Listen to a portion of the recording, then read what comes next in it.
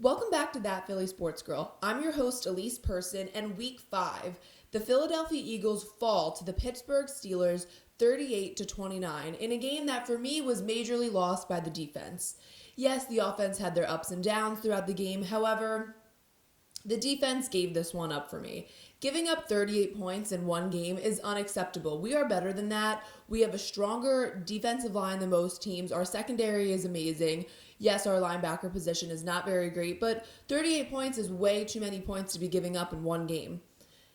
There are two main people in yesterday's loss that I point my fingers at defensively, and those two people are Nathan Geary and Jim Schwartz. I believe that the Eagles' loss was sealed after Chase Claypool cashed in his 4th touchdown of the day with complete ease. And who was he being defended by? No other than Nathan Geary. This touchdown came with just 3 minutes left in the game on 3rd and 8. And the Eagles were down 2 points, but then this touchdown sent the Eagles to a deficit of 9. No question that Chase Claypool was having a day. I mean, he finished with 7 receptions for 110 yards and 4 touchdowns. So Jim Schwartz, why do we have our worst defensive player on him? We have our worst defensive player on the Steelers' best offensive player of the day. Nathan Geary is one of our absolute worst defenders. So I am just trying to get inside Jim Schwartz's brain and understand the decision to have him and that matchup. I don't understand that matchup. I don't think anybody does. Jim Schwartz didn't talk to the media after the game yesterday. We're not going to be able to hear from him until tomorrow morning when he talks to the media.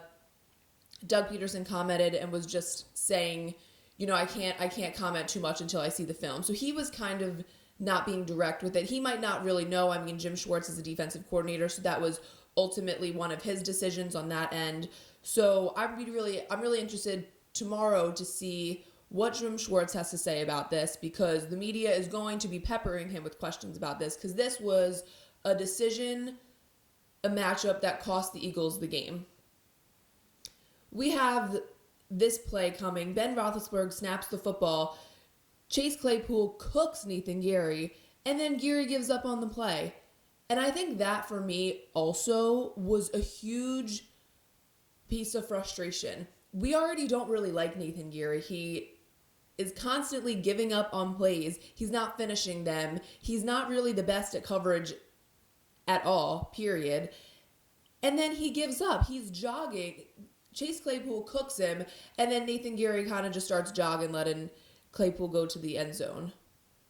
No, sir. I don't think so. Eagles fans are tough, but if you're someone that doesn't hustle and isn't very good, we are going to hate you. Don't come into Philadelphia and think that you can give 45% of the effort that you have, because that's what Nathan Geary does. Sometimes I'm like, why even bother trying at all if you're going to give less than 40% of effort? So I'm really frustrated because, yes, Nathan Geary is not one of my favorite players anyways. But then to have the matchup of him on Chase Claypool, so frustrating. Like I said, that falls onto Jim Schwartz as well.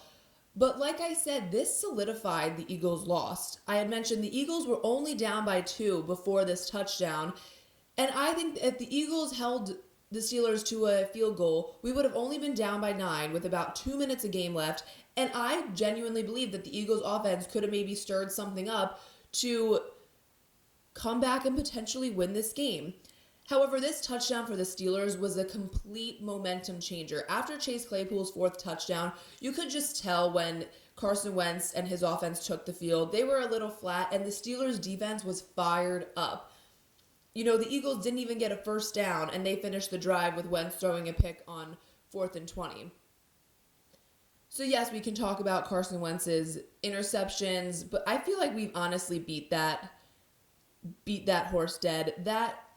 It's not an Eagles game without a Carson Wentz interception at this point. You just got to wait for it to happen. And I will say the second interception, I do not hate. Hear me out.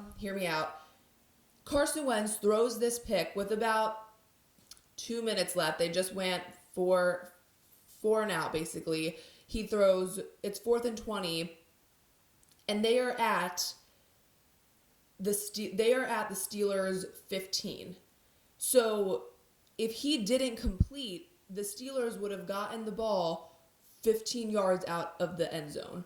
So by Carson Wentz throwing a long ball, there's the potential that he could maybe complete something, or he throws the pick and then puts the Steelers at the Eagles' 35. So I'm kind of okay with that, to be honest, because defensively, if they had just swatted it down, they would have put their offense right on the 15-yard line in great positioning to score another touchdown. So obviously the turnovers are not good, but like I said, I mean, it's kind of a situation where at this point it's week 5 and he has 9 interceptions. What's one more? And if it's going to put the Eagles defense in better positioning, put the Steelers in worse field positioning to score, I don't really hate it. It's like I said, it's not really the worst thing that can happen. I mean, the poor man's already got 9 interceptions by week 5. So what's one more interception here and there? Like I said, especially if it's putting the opposing team in actually worse field position than what would have happened if he just didn't complete anything whatsoever. So like I said, I put yesterday's loss really on the defense. I mean, we didn't really have much of an answer for Chase Claypool at all. Even Darius Slayton was getting completely worked by him. And I just don't think that I think that we're better as a defensive unit to just let one guy run all over us. That shouldn't be happening. We are, like I said, we're just better than that. There's no way that this one rookie, I mean, we have to give him credits. He had a great day, phenomenal effort by Chase Claypool, but from the defensive end, we really can't let one guy run all over us. Thinking back to the game, there's nobody else really on the Steelers defense that I'm like, wow, he really did something for us too. I mean, the Steelers had 5 touchdowns in yesterday's game, and 4 of them came from Chase Claypool. So we have to have better defensive strategy going into games, and that goes back to Jim Schwartz. I know that Jim Schwartz, he's not really everyone's favorite guy in Philadelphia. Personally, I don't hate Jim Schwartz, but the decisions that came from yesterday's game and our defensive strategies and plays, I wasn't loving yesterday. So that's something that going into next week needs to be cleaned up, because, I mean, if you go on Twitter, social media, it's all fire Jim Schwartz, fire Jim Schwartz. People are like, they better both be fired, Jim Schwartz and Nate Gary, by the time they get back to Philadelphia. So I'm not really, I mean, Nate Gary, you can go, I'm okay with you, but I'm not totally a Jim Schwartz hater yet. I think that yesterday was not the best game that he could have coached defensively, but I'm hoping that we can see something better from him this upcoming week against the Ravens. So continuing on about our defense, I mean, our defensive line couldn't get to Ben Roethlisberger. We finished yesterday with 1 sack. Before yesterday's game, the Eagles had 17 sacks over 14 games. So it's not like we have the ability to get to the quarterback. We just didn't yesterday. I mean, Ben Roethlisberger was quick in the pocket. He was getting his passes off really quick. But like I said, I just expect us to be better. I expect more from the Eagles' defensive line. I mean, they're elite. They are such a phenomenal defensive line that I am expecting you, no matter what, to be getting to the quarterback. So, I mean, offensively, I was pretty happy with the production overall. I mean, we scored 29 points, which is the most points that we have scored all season. We also had Travis Fulgham show up to tell us that last week's 42-yard touchdown was not a fluke, and there was so much more where that came from. I mean, yesterday, he was a rock star. He was consistent. He was reliable. He was just all around fun to watch. Not only was he making plays, but he was making plays happen. He was diving for balls, reaching. He was giving 100% of the effort that he could have been given.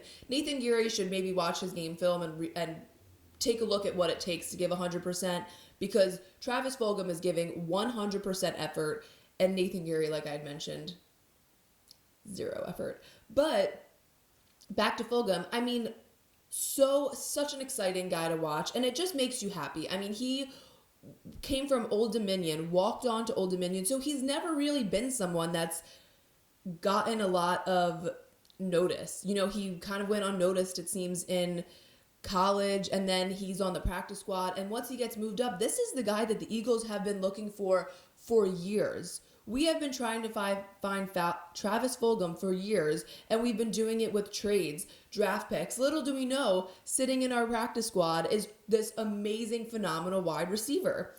He finished the day yesterday with 10 receptions for 152 yards and 1 touchdown. Fulgham is the first Eagles player in history with 150 receiving yards in the first 5 games. So I'm so excited to see more of him throughout the season. Yesterday, Fulgham surpassed J.J. Arcega-Whiteside in career yards and career touchdowns.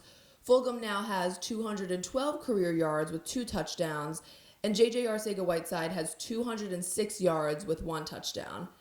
So I think these two are kind of fun to compare because, let's face it, J.J. Arcega-Whiteside really hasn't done much for us, but is receiving money like he is. And so let's actually just compare the two contracts, J.J. Arcega-Whiteside's contract and Travis Fulgham's. What J.J. Arcega-Whiteside's overall contract is worth $4.9 million with $2.8 million guaranteed. Travis Fulgham's contract overall value is $675,000 with no money guaranteed. So obviously Fulgham's contract is likely to change, especially after this season. But breaking it down as of right now means that J.J. Arcega-Whiteside has 11 career catches, putting each reception, if we divide those 11 receptions by how much his contract is worth, that means that per catch, J.J. Arcega-Whiteside is making $445,000 per catch. Travis Fulgham has 12 receptions, and might I add 2 games, which would mean that he is making about $56,000 per catch. So $445,000 per catch from J.J. Arcega-Whiteside and $56,000 per catch from Travis Fulgham. I think it's just a fun stat to look at because, you know, it's needless to say J.J. Arcega-Whiteside has been a little bit of a letdown. I mean, he's a great guy. Nothing against you personally, but as an Eagle wearing the uniform, you haven't really performed to the likes of which we would have hoped. But that's okay. We have Travis Fulgham. That's okay now. So, like I said, I think it's fun to compare the two, especially since we're looking at J.J. Arcega-Whiteside, who's been on the team for a couple years now, and then Travis Fulgham, who's been here for 15 days and is just... It just goes to show what a powerhouse Fulgham has been in these next 2 weeks. And like I had said, I'm just very excited to see what else comes from him this upcoming season. So moving on, I want to talk briefly about Zach Ertz because I was not ecstatic with what I was seeing from him yesterday. I don't know what it was, but for me, I felt like there was a little bit of lack in effort from him, to be completely honest. I just felt like that he wasn't giving that second effort on really many plays. I understand that he's not really receiving the ball too much. Sometimes the balls that are thrown to him are not the most accurate, but I just felt like sometimes he was a little quick to give up on the play, where I think that the Zach Ertz that I know was always giving 100%, that extra effort to try to get those balls. I just felt like yesterday the ball would be thrown and he wouldn't make, you know what I mean? Like he was just very quick to not make that second effort, which I don't like to see from him. In the past 2 games, Ertz has been a target 11 times, actually caught and received the pass 5 times, and has picked up 15 yards. These are not the numbers that I want to be seeing from Zach Ertz. He is much better than this. I mean, 5 for 11 receptions. Like I said, they're not always great balls, but I think that he can give a little bit more effort sometimes. I don't know if he wasn't maybe feeling well yesterday. I'm not sure, but going into next week, I will definitely be looking at Zach Ertz and the effort put forth. I think that that's a big thing for me. If me personally, as an Eagles fan, as a sports fan in general, if you're giving 100%, at the end of the day, yes, you have to be making the plays, but someone like this, if you're just not having a day, I still want to see that effort. I don't care if it's like the cheesy saying, you miss 100% of the shots that you don't take. I need to see you giving 100%, even if you're missing every single ball. Even if you're missing everything, you got to flush it down the toilet. You have to pretend like that didn't just happen. You know, I say flush it down the toilet. Duke's men's basketball, they have someone come in and talk to them about, how to move on and how to play 100% and not let your last plays define you. And he says you flush it down the toilet. If you watch Duke men's basketball, you'll sometimes see them taking two fingers and making like a flushing motion. And that's because they're flushing down their last play if it was a poor play, because it's gone. You forget about it.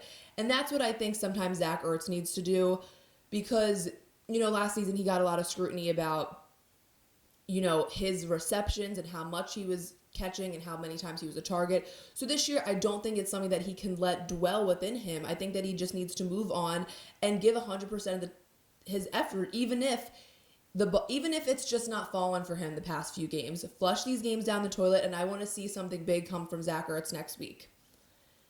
So lastly, it goes without saying that Miles Sanders is just something special. He can turn nothing into something, and we really saw that on his 74-yard touchdown run. All I can say that I'm so happy to have Miles Sanders in an Eagles uniform, and I am just so excited to see what else he can do the rest of the season. I sometimes forget that this is only his second year. Last year, I would sometimes, when he couldn't make a giant play, I would get frustrated. Then I'd be like, oh my goodness, he is only a rookie. Like, should we cut him some slack sometimes? No, he is phenomenal. He, like I just said, so happy to have him in an Eagles uniform, and I'm so excited that that Carson Wentz has him to his right or left under center all the time, because it's just a great relationship. And like I said, Miles Sanders is turning nothing into something. So let's keep it up, Miles Sanders. I love to see it. So now that we've just recapped yesterday's game, let's move on to see how the rest of the NFC East shaped out this weekend. The Cowboys defeated the Giants 37-34 with a 34-yard game-winning field goal. However, even with the win, the Cowboys lost potentially for the season starting quarterback Dak Prescott. Prescott suffered a gruesome ankle injury and went into surgery last night. His brother posted a picture of the two smiling in the hospital, but that injury is just something I would never wish upon anyone. I mean, I'm a diehard Eagles fan. I hate the Cowboys, and I'm not even I don't really love Dak Prescott either, but I would never, ever, ever wish that injury upon anyone. I am wishing him, from Eagles country, we wish you a safe and healthy and speedy recovery, Dak Prescott. And, it did break my heart a little bit seeing him getting carted off the field in tears.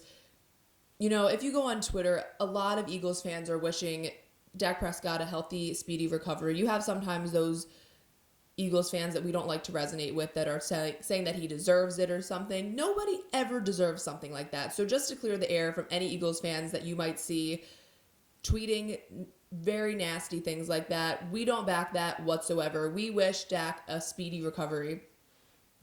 So now the Cowboys, after that win defeating the Giants, now move to 2-3 and regain first place in the NFC East. And the poor Giants move to an overall record of 0-5. They can't really catch a break either. So now let's talk about the Washington football team quick. The Washington football team fell to the LA Rams 30-10. Washington quarterback Kyle Allen left the game with an arm injury, and Alex Smith took under center for the first time since suffering that gruesome leg injury back in 2018. So that was a great thing to see, seeing Alex Smith get back under center for the first time. But unfortunately, even with that wonder story of Alex Smith's return, he still could not help the Washington football team make any real progress against the LA Rams. So then the Washington football team, like I said, lost 30-10 and now has an overall record of 1-4. So looking ahead to next week, I already mentioned me wanting to see more from Zach Ertz heading into this weekend against the Baltimore Ravens. I want to continue to see Travis Fulgham shine and be an offensive spark for the Eagles. But I think going into this weekend, we say it every single week. Carson Wentz needs to protect the football. The Ravens are coming off a demanding win against the Cincinnati Bengals, 27-3, and the Ravens defense finished the day with 3 caused turnovers. So I would like to not see that happen against us next weekend. So I think a big thing, we say it every week, is Carson Wentz protecting the football. Defensively, we just need to clean up our strategies and get better matchups, and we need to utilize the talent of our defensive line and rush the heck out of Lamar Jackson. I want to see our defensive line get some more sacks. I don't want just one sack on the books. I want a bunch. Let's get back to those 5 sacks a game. I love seeing that. So that's going to do it for today. From That Philly Sports Girl, thank you so much for tuning in. We'll see you next week.